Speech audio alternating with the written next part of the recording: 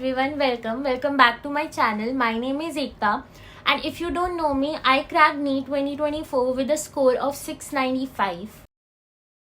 So this is one of the most requested video क्योंकि actual में हम सब है तो बायो ही है ना, एंड हमारी फिजिक्स सबसे वीक होती है, तो इसलिए this video is going to help you a lot in your physics preparation for NEET 2025 and NEET नहीं यार, in fact JEE भी। तो मेरा नीट में स्कोर आया है 170 फिजिक्स के अंदर।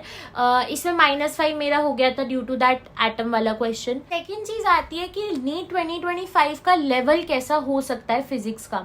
देखो अकॉर्डिंग टू मी इस साल जो इतना झंझट हुआ है इससे पता चला है कि नीट का जैसे जैसे लेवल कम हो रहा है उससे कॉम्पिटिशन कितना ज्यादा बढ़ रहा है। तो आई थिंक कहीं ना कहीं ये लेवल हल्का सा तो टफ करेंगे ही फॉर यू गाइज, बट इसको तुम नेगेटिव वे में बिल्कुल मत लो। एक्चुअल में ये मच बेटर है than the easier paper, because अगर तुम्हारी तैयारी अच्छी है ना तुम तब भी बहुत अच्छा परफॉर्म करोगे and you will get a much better rank at the same score जो कि इस साल था।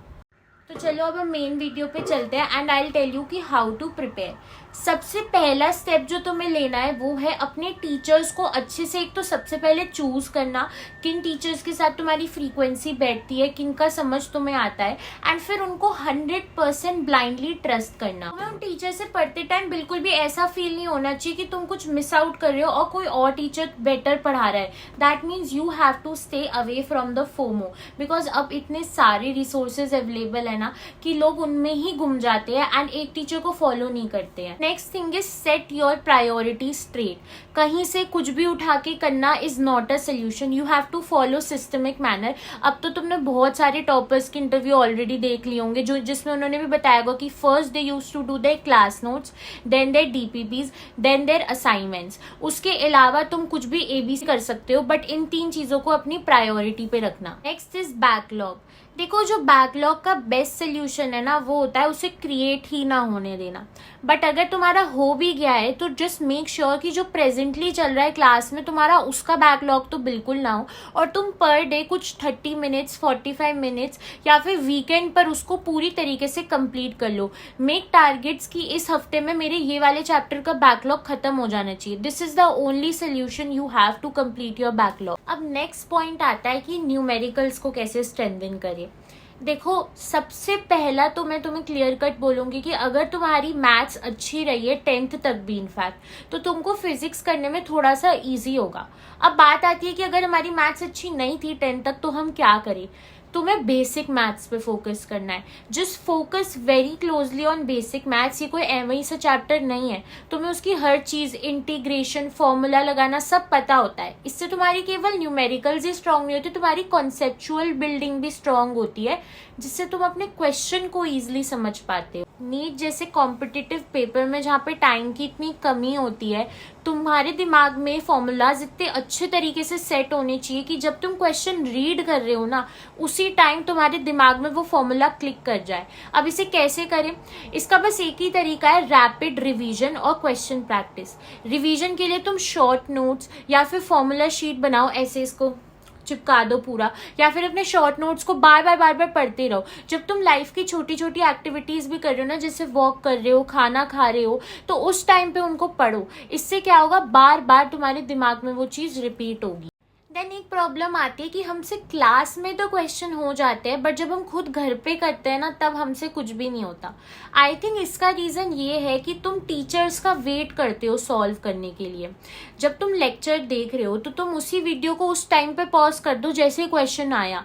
Don't wait for the teacher to solve, खुद सॉल्व करो। अगर तुमसे 2 मिनट 3 मिनट 4 मिनट में वो क्वेश्चन सॉल्व नहीं होता तब उस टीचर को देखो एंड देन एनालाइज करो कि जो टीचर ने सोचा वो मैं क्यों नहीं सोच पाया।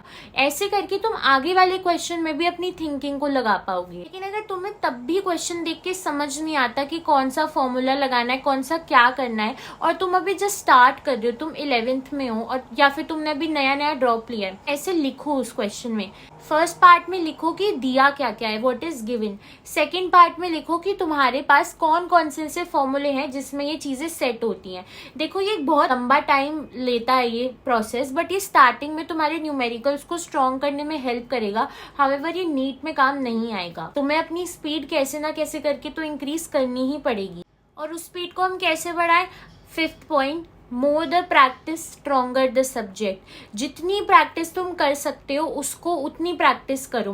टाइम लगा के PYQs असाइनमेंट्स को सॉल्व करो और स्पेसिफिक टाइम में इतने क्वेश्चंस तुम्हें करने हैं।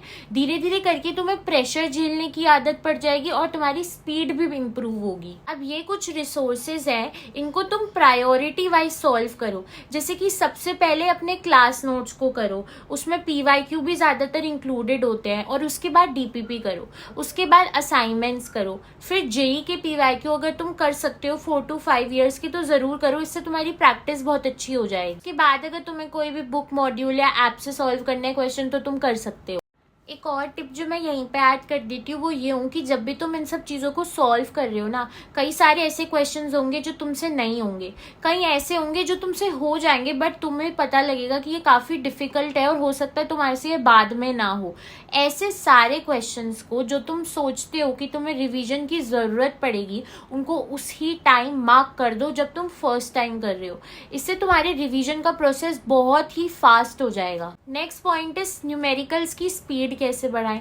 देखो, नीट बहुत ज़्यादा कॉम्पिटिटिव पेपर है एंड तुम्हें अगेन क्वेश्चन पढ़ते ही फॉर्मूला दिमाग में क्लिक हो जाना चाहिए। जो तुम्हारी असाइनमेंट्स या DPP मिलती है उनको टाइम बाउंड मैनर में करो, फॉर्मूलाज को बहुत अच्छे से अपने दिमाग में सेट कर लो, प्लस उनका प्रैक्टिस तुम्हें बहुत ज़रूरी आना चाहिए क्योंकि इससे तुम उसका एप्लीकेशन सीखोगे। एंड तुम कई बार ऐसे सब्जेक्ट स्पेसिफिक टेस्ट भी दे सकते हो जिसमें तुम अपनी सब्जेक्ट वाइज स्पीड को इंक्रीज कर सकते हो। नेक्स्ट पॉइंट इज कि बिल्कुल भी यूनिट्स को इग्नोर मत करना, ठीक है। ये बहुत ज़्यादा दिक्कत दे देता है एग्जाम के टाइम पे ऑनेस्टली। यूनिट्स को, कन्वर्जन्स को बिल्कुल भी इग्नोर मत करना। And then another thing is कि कुछ छोटी छोटी स्मॉल डिटेल्स होती है क्वेश्चन में जिसकी वजह से वो तुम्हारा पूरा क्वेश्चन गलत हो सकता है अगर तुम इग्नोर कर। जैसे कि डिस्टेंस कहाँ से गिवन है, सेंटर से गिवन है या सरफेस से, ये ग्रेविटेशन में बहुत होता है, मैंने बहुत गलतियां की हैं इस बारे में। देन इज रेडियस दिया है या डायामीटर दिया, फिर अंडर रूट है या पावर है, इन सब चीज़ों को बिल्कुल भी इग्नोर नहीं करना है। ओके, अब हम बात करते हैं तुम्हारे सबसे बड़े डर की, जो कि है फिजिक्स में थ्योरी क्वेश्चंस। तो फिजिक्स में हम थ्योरी कैसे पक्का करें? तो देखो, वैसे थ्योरी का मेन सोर्स तो तुम्हारे नोट्स होने ही चाहिए, बट तुम्हें समझना पड़ेगा कि नोट्स में पूरी NCERT को कोई भी टीचर कवर नहीं कराता, यार पॉसिबल ही नहीं है, लेकिन क्वेश्चन तब भी आ जाते हैं। तो फिर अगर तुम्हें जानना है कि NCERT को प्रॉपर किस तरीके से रीड किया जाए, तो इसके लिए मैंने ऑलरेडी एक वीडियो बना दिया है जहाँ पे तुम देख सकते हो। देखो, वैसे तो ऑलमोस्ट सारे के सारे एस्पिरेंट्स तुम्हारे कवर तो NCERT को ही करते हैं एंड 95% क्वेश्चंस भी नीट में NCERT से ही आते हैं, बट क्या सबके पूरे क्वेश्चंस करेक्ट होते हैं? I don't think so. इसका रीज़न ये है कि हम रियल प्रॉब्लम को समझते ही नहीं है। हमें फिजिक्स एक्चुअल में टफ इसलिए लगती है बिकॉज हमारा कहीं ना कहीं उसकी तरफ थोड़ा सा इंटरेस्ट कम है। मोर ओवर हमको उसे याद रखने में भी बहुत प्रॉब्लम्स आती हैं। इसी रीजन की वजह से हम उसको रिवीजन करने में भी कतराते हैं और हमारा मन नहीं करता। हम सारी प्रॉब्लम्स को वन बाय वन एड्रेस करते हैं, बट उससे पहले let's talk about Brahmastra revision Patrika by MemoNEET. Introduction से पहले let's see the proof. NEET 2024 के अंदर फिजिक्स में 164 marks out of 180 came directly from this revision patrika in physics and 144 out of 180 in chemistry। तो अब हम समझते हैं कि इसके फीचर्स क्या क्या है। देखो, सबसे पहली जो तुम्हारी प्रॉब्लम आती है कि वो हमको रिवीजन करने का टाइम नहीं मिल पाता। तो इस पत्रिका में केमिस्ट्री के अंदर तुम्हारे पास पॉइंट्स टू पॉन्डर है और फिजिक्स के अंदर माइंड मैप्स दिए हुए हैं। पूरे चैप्टर को तुम फटाफट रिवाइज कर सकते हो बिकॉज पूरा चैप्टर एक ही पेज के अंदर समराइज्ड है। इसके अलावा इसमें डीप एनालिसिस किया गया है हर चैप्टर का टॉपिक वाइज। एंड जैसे रिवीजन हो जाए तो इसमें कुछ डीप 10 to 15 कॉन्सेप्चुअल क्वेश्चंस है जिनको प्रैक्टिस करके तुम्हें पूरा पता चल जाएगा कि तुम्हारा चैप्टर कितना रेडी है। इसी सेक्शन में से एक्चुअली बहुत सारे क्वेश्चंस नीट 2024 में आए हैं, जैसे कि तुमने प्रूफ में भी देखा। फैक्ट फिजिक्स में ही नहीं यार, इन बायो और केमिस्ट्री के अंदर भी NCERT इज इनफ, बट क्या तुम उसे बार बार रीड कर सकते हो या फिर उसको बार बार रिवाइज कर सकते हो? नहीं।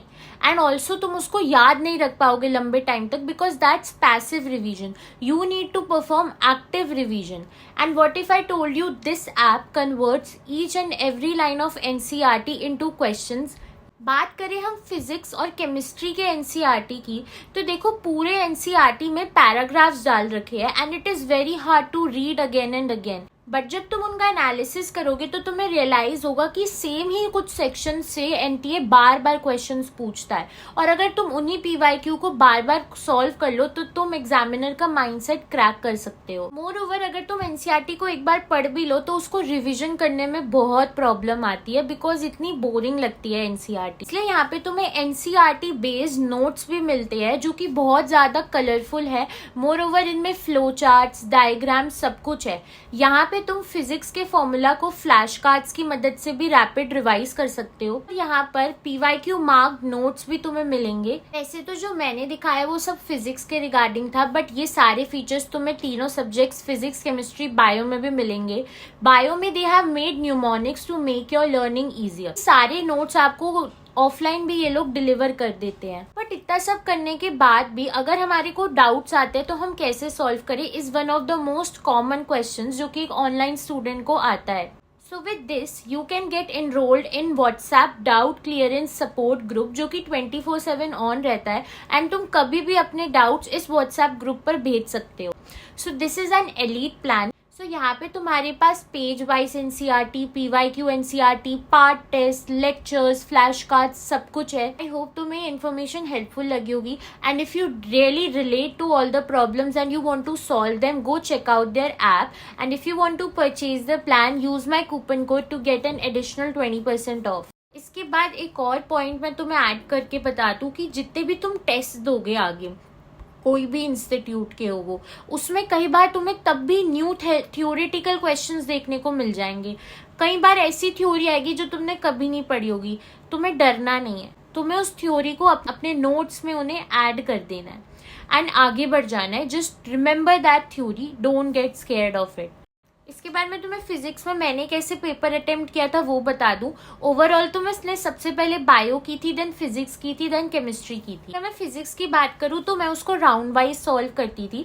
इनफैक्ट फिजिक्स से नहीं सारे सब्जेक्ट्स, बट फर्स्ट राउंड में I use to solve all the question जो मेरे को 1 मिनट के अंदर ही सॉल्व हो जाएंगे। वो क्वेश्चन जो कि बहुत ज्यादा लेंथी नहीं है या फिर जो मुझे आते हैं। सेकेंड राउंड में मैं वो क्वेश्चंस करूंगी जो मेरे को आते तो हैं बट वो थोड़े से लेंदी हैं, यानी कि उनकी कैलकुलेशंस थोड़ी सी लेंदी हैं। एंड थर्ड राउंड और लास्ट में मैं उन क्वेश्चंस पे थोड़ा टाइम लगाऊंगी जो मेरे को नहीं आते हैं, बट हो सकता है कि मैं अगर थोड़ा दिमाग लगाऊं तो वो मुझसे सॉल्व हो जाए। एंड कोई भी टेस्ट के बाद सबसे इम्पोर्टेंट है उसका एनालिसिस। प्रॉपर तरीके से कैसे टेस्ट एनालिसिस करना चाहिए और कौन कौन से टेस्ट बहुत अच्छे हैं उन सबको तुम यहाँ से देख सकते हो। Then last but not the least is revision, जो कि सबसे इम्पॉर्टेंट पार्ट है। किस प्रॉपर मेथड में तुम्हें रिवाइज करना चाहिए। थ्योरी को कैसे रिवाइज करना है उसके लिए तुम अपने शॉर्ट नोट्स यूज करो।